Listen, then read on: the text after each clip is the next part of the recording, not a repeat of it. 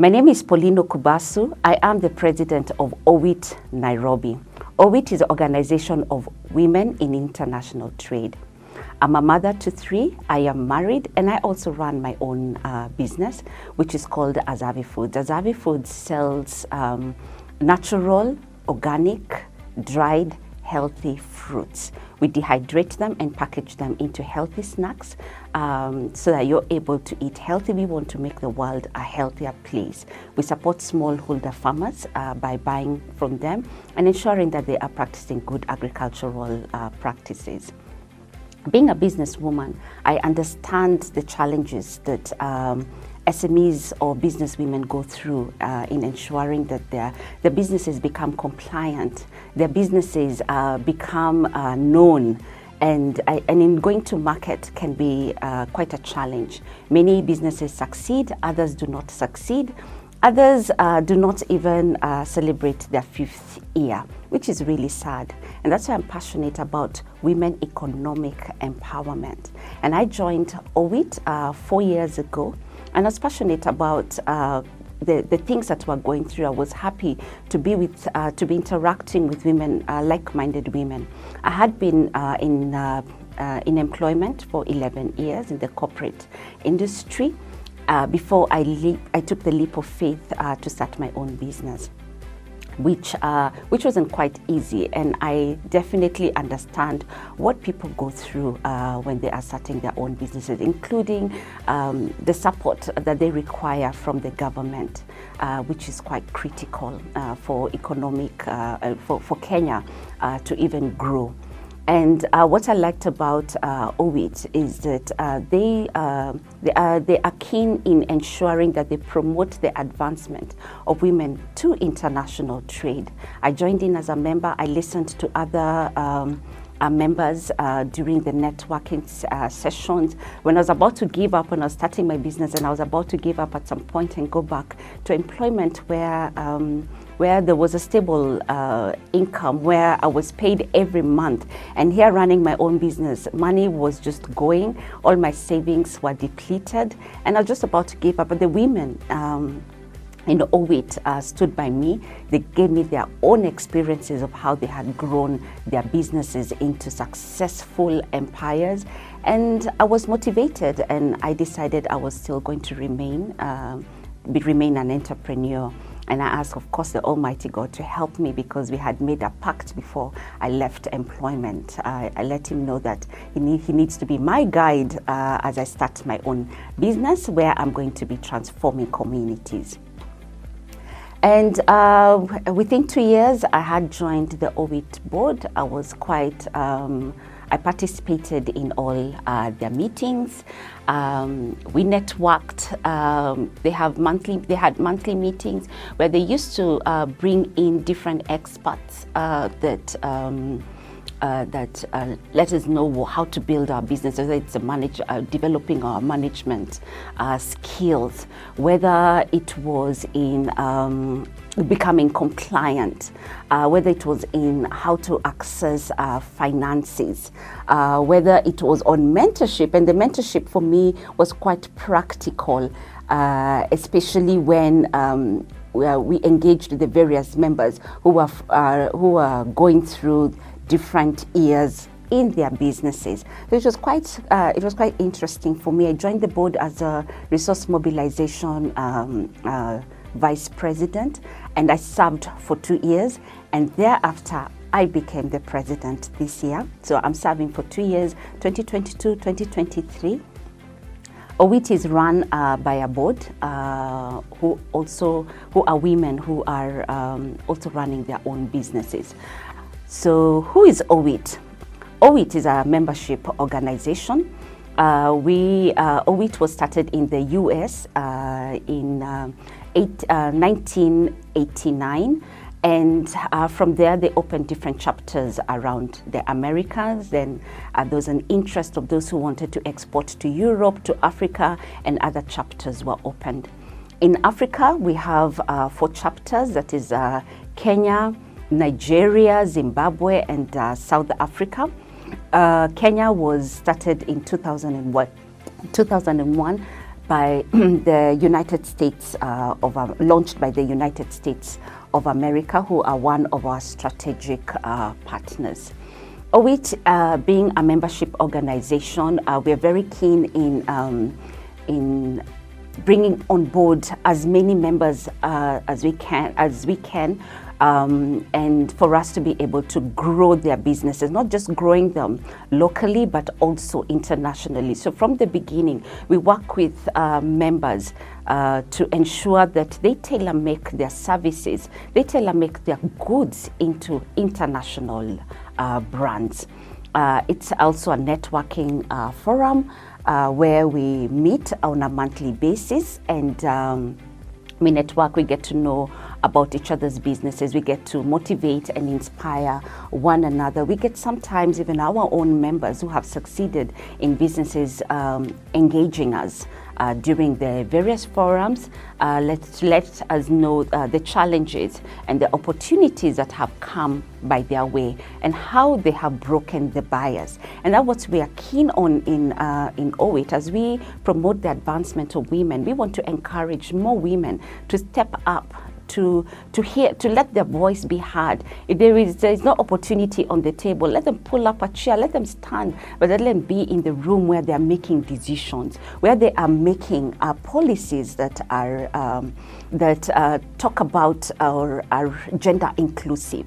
We're really passionate about that.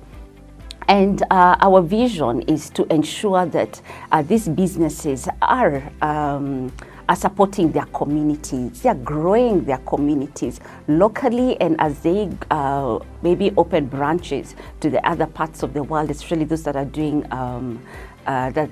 services, then they're also able to grow the local communities in those countries that they go to. We have members that are coaches who are not just coaching locally, but they're also coaching in various parts of Africa and in the world. And of course, with COVID having come in, technology came to our advantage, because we are now able to actually grow our businesses. Once if you're selling a product and you put it on social media, you're already becoming an international business. If you're a coach, you're able to run webinars, and people from every corner of the world can be able to listen to what you have for them.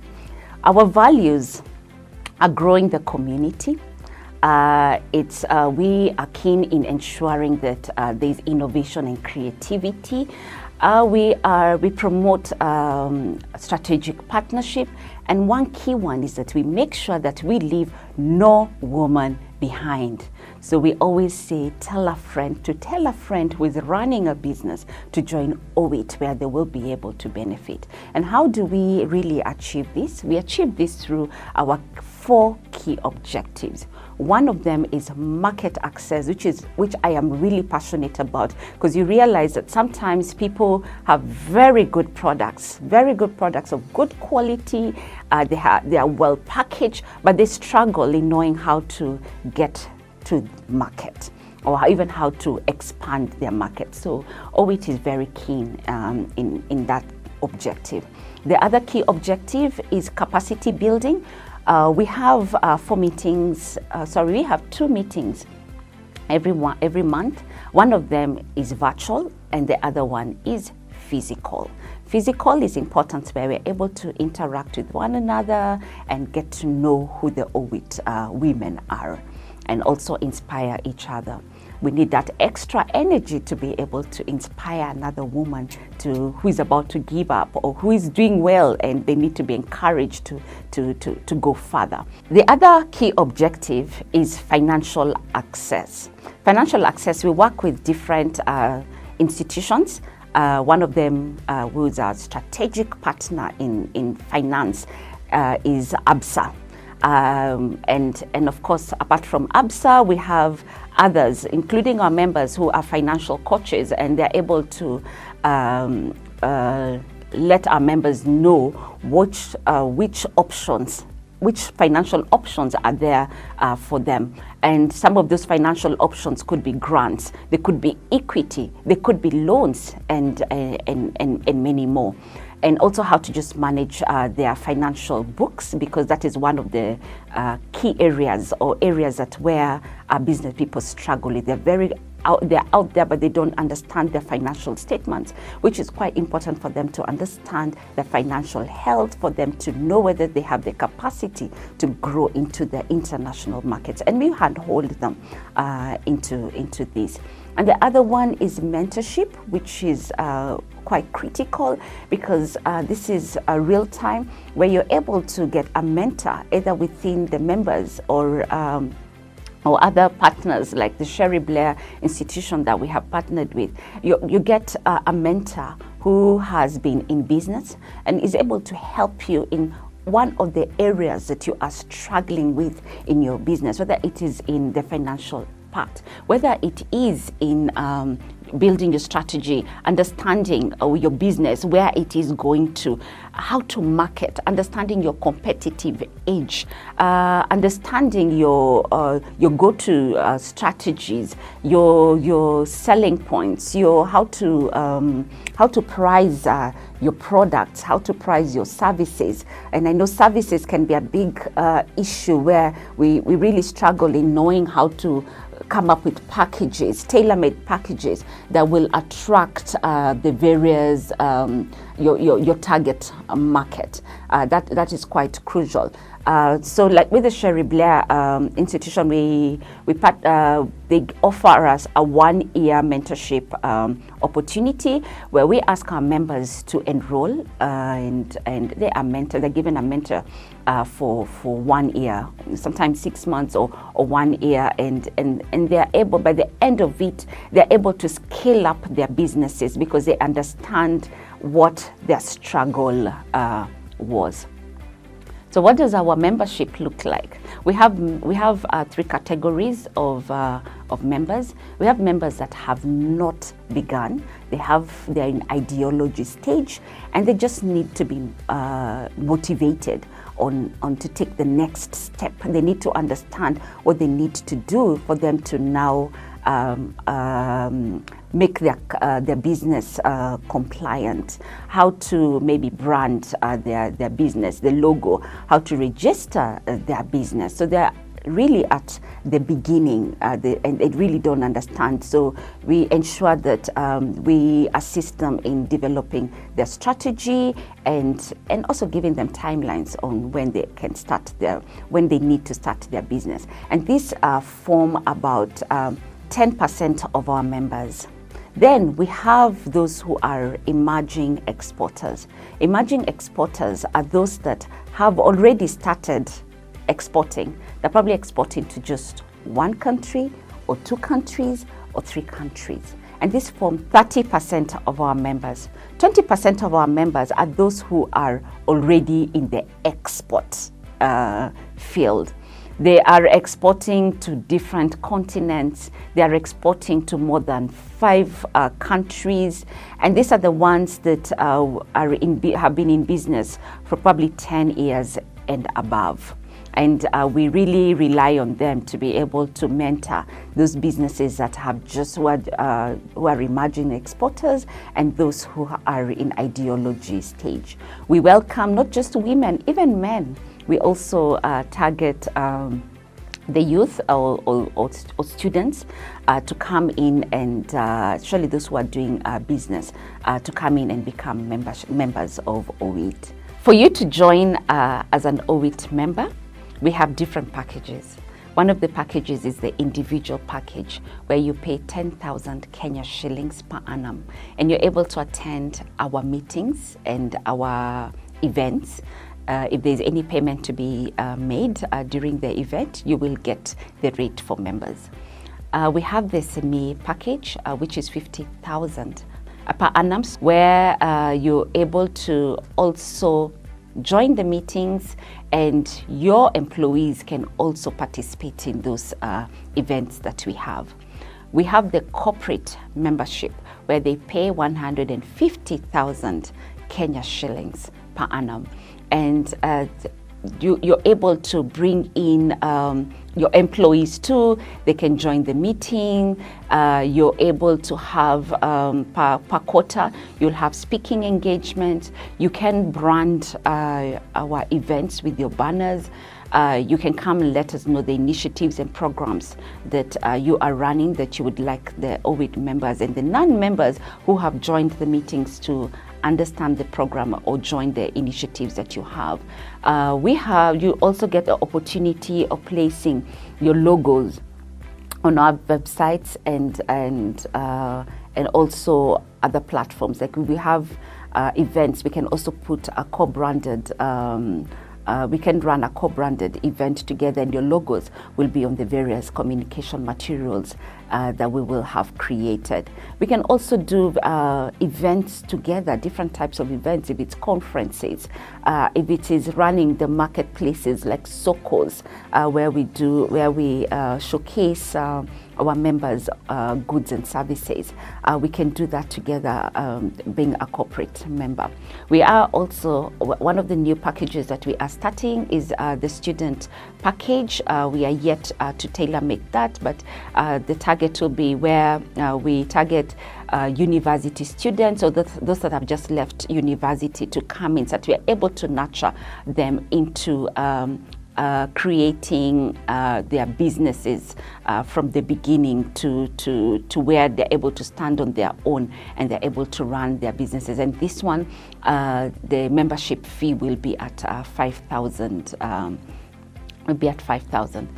We're very keen in ensuring that we are growing the Kenya, the economic development. We are a part of it, and women inclusivity, as I mentioned earlier, is quite key for us. So we partnered with different strategic partners who are keen about women empowerment. This is like the Ministry of Trade that we work closely with. We have the organizations, development organizations like the UN Women, UNECA, and many others. And we also work closely with other corporate members, Safaricom, ABSA, and others that I had mentioned earlier. We work also close, and also Keproba, who assist in ensuring that our products are ready to market globally. We work closely with the government, private sector. We also work closely with the different associations like Kenya Association of Manufacturers, Kenya National Chambers, and many more associations where we come in as an umbrella and that is supporting women or advancing entrepreneurs move to the next level, and they are contributing to the economic development of this country. We also are keen in ensuring that our members are building sustainable businesses that are creating employment. So they should be aligned to the sustainable goals of no poverty, gender inclusivity, capacity building, strategic getting strategic partners. And how do we do this? We also ensure that every year, at the beginning of the year, we have a strategy setting event where we bring in a consultant and they're able to take us through strategy setting for that year. So each business sits and they are able to visualize and draft their strategy for that year. And by the end of that year, we should be able to monitor and evaluate and see if these businesses did actually achieve what they set out to achieve at the beginning of the year. So this means that they should have either developed their skills, they should have ensured that their sales have gone up, they are in more than one or two markets, and they are creating employment, and they're just becoming sustainable, whether it's economic or environmental or having a social impact. We are very keen in ensuring that they do this. and they are also compliant. So we worked closely with also with KEFIs, for those who are in the agricultural sector. We ensure that their products are safe for consumption, especially in the markets that are really sensitive. So at the beginning, we want our members to think global. So thinking global is that they need to ensure that from the beginning they are the business, that the products and services they are tailoring look and feel international, because international sometimes doesn't just mean that you are taking your items to Europe. We have expatriates here in Kenya who would also purchase your things, so you're already becoming international. So how do you attract them to buy your things or your products? So that means even by just looking at them or just hearing about your product, you attract them to buy your product, and when they just by the visual look of that product, and even before when they experience it, whether it's consuming it or listening to what you are teaching, if you're in services or offering, then they're able to say that really they're not able to differentiate whether it's a local product or an international product. We also ensure that our members are looking at are taking up the various opportunities. Currently, there's a talk of Africa Continental Free Trade Area that was launched in 2021, January. We're very keen in that. And what did we do as OWIT? OWIT, we decided to collaborate with the various chapters in Africa to come up with the OWIT Africa collaboration. And in 2021, November, we did launch our first conference that was keen in where we brought in the various stakeholders who'd talk to us about the opportunities that lie in doing intra-Africa trade, doing cross-border trade. How do you move from just doing the cross-border informal trade to becoming an intra-Africa trader, a compliant one that has a business that is viable? And after a lot of research, we realized that the many women who are doing cross-border trade, but at a lower level, where they're not registering because they do not understand, or they fear that their businesses will be closed. And we know that SMEs employ about 80% of the workforce. So we decided under the African Continental Free Trade Area that we're going to build these women's businesses. We will be on the table and negotiating the different policies that would support these women take advantage of the 1.3 billion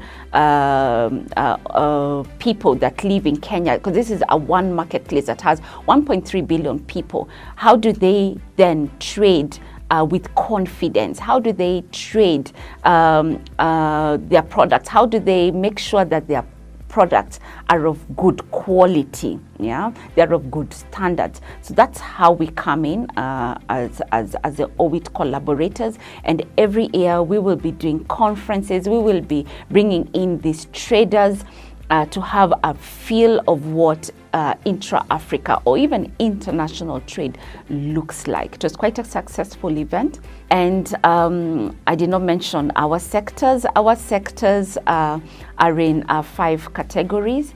There is agriculture, there is manufacturing and energy, there is services, there is retail and trade. We ensure that each of these sectors have champions who then are able to engage the members in that sector to understand what their needs are at that time, so we're able to tailor make programs that suit them and they're able to grow and thrive in their businesses. So what we do keenly is handhold our members, and we are really the board is works constantly. It's a pro bono board, running their own businesses and passionate about economic empowerment for women. When a woman is empowered, she's able to grow her family, she's able to grow the community. Give a woman something, she will nurture it, she will double it, she'll multiply it into something great, and something great that will be enjoyed not just by herself, but the community at large. And I believe that is what God has called each one of us to do. He's a multiplier. He gives each of us the ability to be able to grow our businesses, to grow our careers. And what we should do is do it to the best that we can, because there's nothing impossible when the Holy Spirit is there giving you the wisdom and showing you what to do and things that you do. He shows you things that you do not know. So it's in believing in yourself, and by listening to other people's stories, by you joining associations of like-minded women like OWIT, where you're then motivated and you're able to believe that you can actually make a difference in this world. And that's the legacy we want each and every OWIT member and potential member we want them to do. We want them to leave a legacy. We want them to make the world a better place than they found it. We have several success stories of women in business.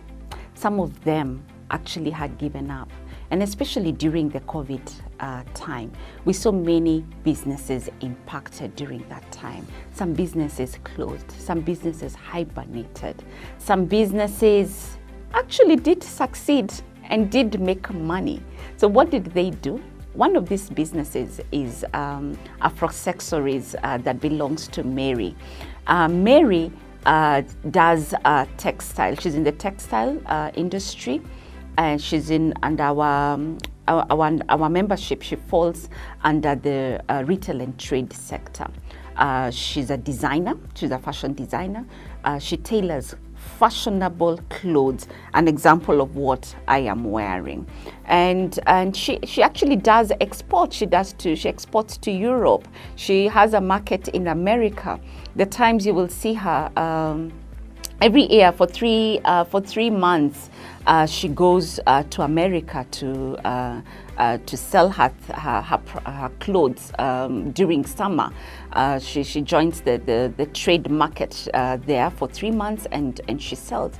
I mean, this is a woman that has built a resilient business. So during COVID, she was not able to export her things, and she was at the brink of actually closing her business because everyone was home who was buying new clothes. There are no people. Her tailors had gone home. Manufacturing, depending on which manufacturing you are, if it was food, of course, food, some of the foods were thriving. If you're in teas and coffee, people were taking more tea and coffee at home. But she was at that point where she was about to give up, and she did not know what to do because she had fully relied on the export market. She did not have the tailors. So what she did is that when the government came up with an initiative of supporting women come up with do the sanitizers and masks, she jumped onto that. And that I really say that she's really resilient. She looked at the opportunity and she jumped on it. And we always say in every crisis, there is an opportunity. So all you need to do as an entrepreneur looks for opportunities. So look for that opportunity. Mary saw the opportunity. She linked up with many other fashion designers. They came up with masks. They took them to KEBS. They were certified. The standards were checked, and there she is. She started selling. She started selling the masks, and she even started customizing. If you have a company, if it's Safaricom, if it's Azavi, she started putting your logos and any messaging that was required. There are many initiatives that are being done by big corporate companies going out to feed the marginalized, the poor people who are really suffering. She was doing tailor-made themed masks for these people, and she made money. She made money, and that is what we want people to think. They need to think outside the box. Do not be boxed by the situation that you are going through, but look at the opportunity. If it means just shifting slightly for you to be able to make an extra income, a stream of income somewhere, because you can't be able to run your business at that time, go ahead and do it for that short time, make the money, and then pump it into your core business. This is one of the success stories, and we will tell over and over. Pandemics will always happen. Challenges will always happen. From being a COVID, when you're just starting to start your business again, you're starting to recover from that period. Then again, you're taken into the elections period of campaigns, and the cash flow in the economy has been reduced. What do you do as an entrepreneur? You'll not think about going back to employment, but look at anything else. Your skills, you could probably use your skills at that time to support another business that will be paying you, that you can pump into your business, that it continues being sustainable. Collaboration is also very keen, like what Mary did. She couldn't do the masks on her own. For it to be certified and all that, and for her to move faster, what did she do? She collaborated with other fashion designers, and that is what we want us to think. Don't hold things on yourself because you think you want to become successful yourself. Remember, we have said we leave no woman behind, so don't leave the pack behind. If you're doing similar businesses, how do you consolidate what you are doing? I know that those people who want to probably do export on their own, but you lack the capacity, you lack the financial muscle to do that. But when you join hands together, you collaborate, and if it means coming up with legal documentation of how you will share the revenues, which is quite important. But for you to move further, then you need to collaborate. Of course, there's an African saying that says if you want to reach the end, you go alone, then you will move faster. But if you want to go further, and further means that there are lessons in there, there are challenges in there, there are good times, there are bad times. But for you to get there, you cannot do it alone. You need a sister next to you. You need to pull up your sister and walk together. And being the president of OWIT, I always say I will not leave anyone behind. If it means seeing one of the members struggling and calling them up and just understanding what exactly is making them not move forward and coming up with a solution for them, even if it means looking for another partner to mentor them, or to just help them move from where they are being stagnant to then growing, then that's what I would do. And I am really passionate about not leaving any woman behind. When you don't leave that woman behind, you grow businesses that are kingdom businesses, businesses that outlive you, businesses that can actually run without you being there. We saw our parents sitting in their kiosks. From the beginning, when we were born to when we were in university, they were just seated there. They never moved. We need to grow sustainable businesses that will grow beyond us. Yeah, you're able to go for holiday without picking up your phone, without worrying what is going on behind. I know we have challenges with human resource where we're not able to trust our employees, and being especially a micro SME, you're not able to pay for skilled personnel. It's quite difficult. So of course, at the beginning, what we say, you may not afford, but employ for attitude. Some people may not have the skill. They may be just straight interns from school, but they have the right attitude. Once they have grown, then your business has grown. They have the right business acumen. Then with time, you can nurture them, develop their skills, and they can enjoy the capacity building that we give at OWIT, and they're able to grow and think and drive your strategy. Then you can go on holiday without worrying about your business.